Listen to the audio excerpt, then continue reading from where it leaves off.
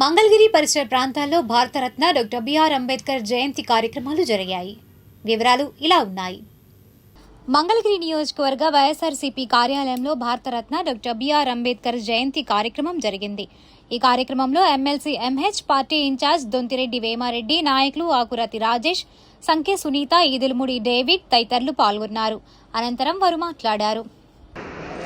Bharat Ratna doctor BR Ambedkar 135వ జన్మదినోత్సవ సందర్భంలో మంగళగిరిలో వైఎస్ఆర్ కాంగ్రెస్ పార్టీ కార్యాలయంలో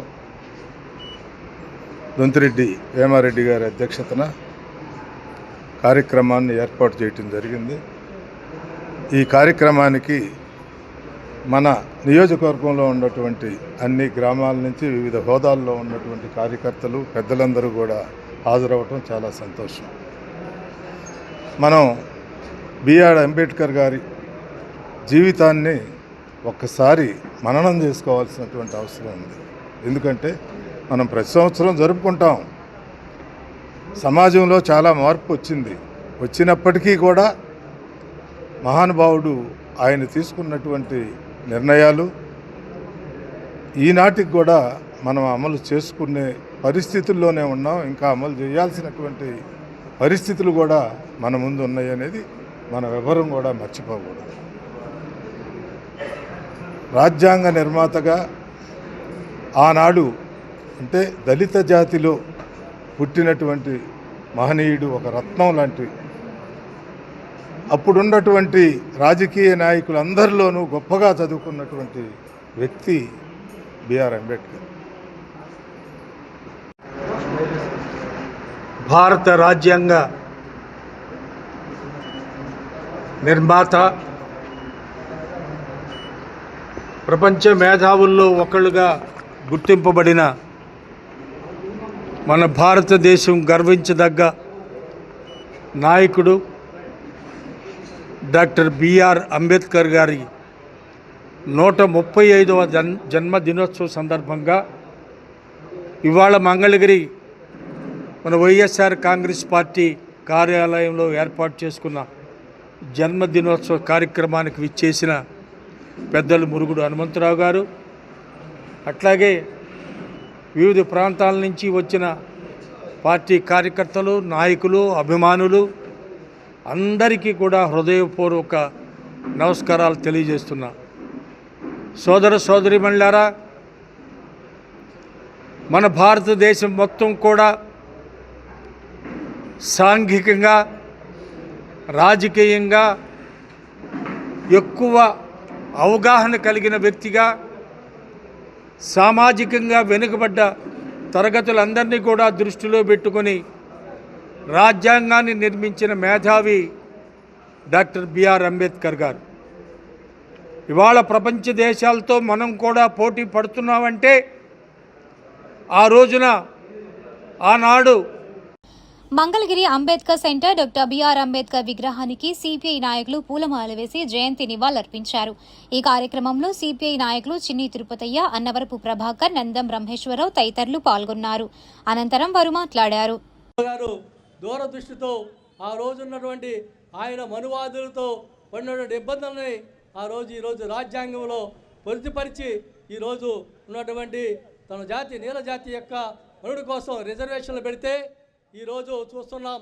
కేంద్రంలోని ప్రభుత్వాలు కానీ, రాష్ట్రంలో ఉన్న ప్రభుత్వాలు కానీ రిజర్వేషన్ విధానాన్ని ఎత్తివేయడం కోసం ప్రైవేటీకరణ అనేటువంటి విధానం తీసుకొస్తూ ప్రైవేటీకరణతో ఈరోజు రిజర్వేషన్ని కాలం చేసే విధంగా చూస్తున్నాం.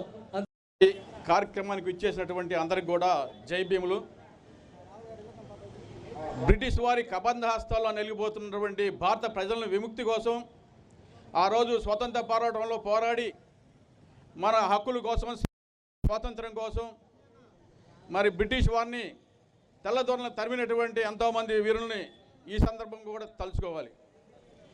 మరి తర్వాత మనకు ఒక రాజ్యాంగం ఉండాలి. ఆ రాజ్యాంగం ప్రకారం మనం నడుచుకోవాలని చెప్పేసి డాక్టర్ బిఆర్ అంబేద్కర్ గారి అధ్యక్షతన ఒక కమిటీ వేసి మరి అంబేద్కర్ ఎంతో కృషి చేసి దేశ విదేశాలు తిరిగి ఇతర దేశాల్లో ఉన్నటువంటి రాజ్యాంగంలోని ముఖ్యమైన అంశాలను తీసుకొని మన భారత రాజ్యాంగంలో చేర్చడం జరిగింది. మంగళగిరి అంబేద్కర్ సెంటర్లో డాక్టర్ బిఆర్ అంబేద్కర్ విగ్రహానికి డాక్టర్ బిఆర్ అంబేద్కర్ విగ్రహ కమిటీ ఆధ్వర్యాన జయంతి నివాళులర్పించారు. ఈ కార్యక్రమంలో కమిషనర్ అలీం బాషా, ప్రకాశం జిల్లా దేవాదాయ assistant commissioner Mandepudi Panakalarao, BOB senior manager K Chandrasekhararao, advocate Prathipati Navajeevan, మాజీ SC commission member Kattepogu Basavaiah, committee ప్రతినిధులు పిఎం రాజు తదితరులు పాల్గొన్నారు. అనంతరం వారు మాట్లాడారు. ఏప్రిల్ 14th మనం మన దైవం అయిన బాబాసాహెబ్ అంబేద్కర్ గారి జయంతి ఈరోజు ఎంతో ఘనంగా వాడవాడలా దేశం మొత్తం కూడా, దేశ విదేశాలు మొత్తం కూడా జరుపుకుంటారు. మనకు ఒక దైవం లాంటివి భావిస్తూ అందరం కూడా, ఈ దళిత పీడిత వర్గాలందరూ కూడా ఈ కార్యక్రమం జరుపుకుంటాం. కానీ ఆయన చూపిన మార్గంలో కూడా ఇదే టైపులో మనం అందరం కూడా ముందుకెళ్ళాలని అందరి ద్వారా నేను కోరుకుంటున్నాను. అన్ని విషయాల్లో మనకు ఒక సక్రమమైన జీవనం, సక్రమమైన ముందడుగు అనే బాటలు మనకి ఈ మహానుభావుడు మనకి చూపించారు. ఆ ప్రకారంగా మన అందరం కూడా మన జీవితాలందరూ కూడా ముందుకెళ్తూ అందరూ హ్యాపీగా ఉండాలని కోరుకుంటూ ఈ కమిటీ మెంబర్స్ అందరూ కూడా నేను ధన్యవాదాలు తెలుపుకుంటున్నాను. ఈరోజు డాక్టర్ బిఆర్ అంబేద్కర్ గారి 135వ జయంతి సందర్భంగా ఈ కమిటీ సభ్యులు ఏర్పాటు చేసిన ఈ కార్యక్రమానికి విచ్చేయటం మాకు చాలా ఆనందంగా ఉంది. ఈరోజు ప్రపంచం అశాంతితో ఉన్నా కానీ ఒక భారతదేశం ఒక నిశ్చింతగా ఉంది అంటే దానికి కారణం డాక్టర్ బిఆర్ అంబేద్కర్ గారు రాసిన రాజ్యాంగం. మనకు రాజ్యాంగం లేనప్పుడు, బిఫోర్ ఇండిపెండెన్స్ మనకి చిన్న చిన్న రాజ్యాలు ఉన్నప్పుడు ఆఫ్ఘనిస్తాన్ నుంచి ఒక రాజు వచ్చి మన కాశ్మీర్ జయించేవాడు, రాజస్థాన్ జయించేవాడు. కానీ ఈరోజు ఒక శక్తివంతమైన రాజ్యాంగం ఉండటం వల్ల మన బోర్డర్స్ అన్నీ చాలా సెక్యూర్డ్గా ఉన్నాయి. దానికి కారణం ఏంటంటే ఒక శక్తివంతమైన రాజ్యాంగం. ప్రపంచ దేశాలు అశాంతితో ఎందుకు ఉంటున్నాయి, ఇంటర్నల్ రెవల్యూషన్స్, అంతర్గత తిరుగుబాట్లు ఎందుకు వస్తున్నాయి అంటే దానికి కారణం వాళ్ళ దగ్గర ఒక స్ట్రాంగ్ రాజ్యాంగం లేదు. ఈరోజు మనకు అది ఉంది అంటే డాక్టర్ బిఆర్ అంబేద్కర్ గారి చలవే. ప్రపంచ మేధావిగా గుర్తించిన కానీ మన భారతదేశంలో ఈయన గారిని ఇంకా ఒక దళిత నాయకుడిగానే చూస్తున్నారు. ఈ 135వ జయంతి కూడా ఒక దళితులు జరుపుకుంటున్నారు. కానీ భారతదేశంలో ప్రతి వారు జరుపుకోవాల్సిన ఈ మనం భారతదేశానికి గర్వకారణం, భారతదేశ ముద్దుబిడ్డ డాక్టర్ భీమ్రావ్ అంబేద్కర్ గారి జయంతి సందర్భంగా అందరికీ శుభాకాంక్షలు. ఆయన గురించి ఈ తరమే కాదు, భావితరాలందరూ కూడా గుర్తుంచుకోవాల్సిన అవసరం ఉంది. మన రాజ్యాంగం యొక్క గొప్పతనం ఎప్పుడు తెలుస్తుందంటే, మనం బయట దేశాల్లో తిరిగితే మన ప్రజాస్వామ్య విలువ కానీ, మన భారతదేశపు రాజ్యాంగం విలువ కానీ తెలుస్తుంది. ఎందుకంటే ఎక్కువ చెప్పాల్సిన అవసరం లేదు. ఎందుకంటే మనకున్న స్వేచ్ఛ, స్వాతంత్రము, వాక్ స్వాతంత్రం కావచ్చు, అన్ని ఇవన్నీ కూడా మనం చెప్పుకోదగ్గవి. కాబట్టి ఆయన స్మరించుకొని మనము అందరం కూడా భావితరాలకు కూడా ఆయన స్ఫూర్తిని అందించాలని చెప్పేసి కోరుకుంటూ ఈ అవకాశం పెద్దలందరికీ ధన్యవాదాలు. మంగళగిరి అంబేద్కర్ కమిటీ ఆఫీస్లో డాక్టర్ బిఆర్ అంబేద్కర్ కమిటీ నియోజకవర్గ కమిటీ ఆధ్వర్యంలో డాక్టర్ బిఆర్ అంబేద్కర్ 135వ జయంతి కార్యక్రమం జరిగింది. ఈ కార్యక్రమంలో కమిటీ వ్యవస్థాపకులు జంగం నరసింహరావు, లేళ్ల సురేష్, దాసరి ప్రియానందం, కమిటీ సభ్యులు మండెపూడి సుబ్బారావు, కనపర్తి అనిల్, నల్లయ్య, జగజ్జీవన్ రావు, జ్యోతుల విజయ్ కుమార్, వీరయ్య, దాస్, సునీల్, దాసరి ప్రభుదాస్ తదితరులు పాల్గొన్నారు. అనంతరం వారు మాట్లాడారు. ఈరోజు ప్రపంచ మేధావి డాక్టర్ బిఆర్ అంబేద్కర్ గారి 135వ జయంతి కార్యక్రమాన్ని Mangalagiri doctor BR Ambedkar committee, Mangalagiri నియోజకవర్గం, అమరావతి వారి తరఫున ఈ యొక్క కార్యాలయంలో ఘనంగా వారి యొక్క జన్మదిన వేడుకలను జరిగించడం జరిగింది. హాజరైనటువంటి ప్రతి ఒక్కరికి కూడా అంబేద్కర్ గారి తరఫున జై భీములు తెలియజేస్తూ ఉన్నాము. వారి అడుగుజాడల్లో మనం అందరం కూడా నడవాలని, వారు చూపించినటువంటి అనేకమైనటువంటి కార్యక్రమాల్లో మనం అందరం పాల్గొనాలని సభ్యులందరూ కూడా మనవి చేస్తున్నాను. అంబేద్కర్ సెంటర్లో 500 మందికి అంబేద్కర్ గారి జయంతి సందర్భంగా అన్నదాన కార్యక్రమం జరుపుటకు కమిటీ నిశ్చయించడం జరిగింది. అందరూ సభ్యులు ఆ కార్యక్రమంలో పాల్గొనవలసిందిగా కోరుచున్నాము. అంబేద్కర్ కమిటీ తరఫున 135వ అంబేద్కర్ జయంతి జరుపుకోవటం చాలా సంతోషకరమైన విషయం. ఎందుకంటే బడుగు బలహీన వర్గాల ఆశాజ్యోతి అయినటువంటి డాక్టర్ బిఆర్ అంబేద్కర్ జయంతి జరుపుకోవడం చాలా సంతోషకరమైన విషయం. ఎందుకంటే ఆయన ఆ రోజున రాజ్యాంగం రాసి ఇవ్వకపోతే ఇప్పటికి కూడా మనం ఇంకా వెనకబడినటువంటి జాతుల్లో ఇంకా ముందుండేవాళ్ళమే. పాత మంగళగిరిలో డాక్టర్ బిఆర్ అంబేద్కర్ విగ్రహానికి అంబేద్కర్ యూత్ ప్రతినిధులు పూలమాల వేసి జయంతి నివాళులర్పించారు. ఈ కార్యక్రమంలో నాయకులు ప్రభాకర్, సైమన్ తదితరులు పాల్గొన్నారు. అనంతరం వారు మాట్లాడారు.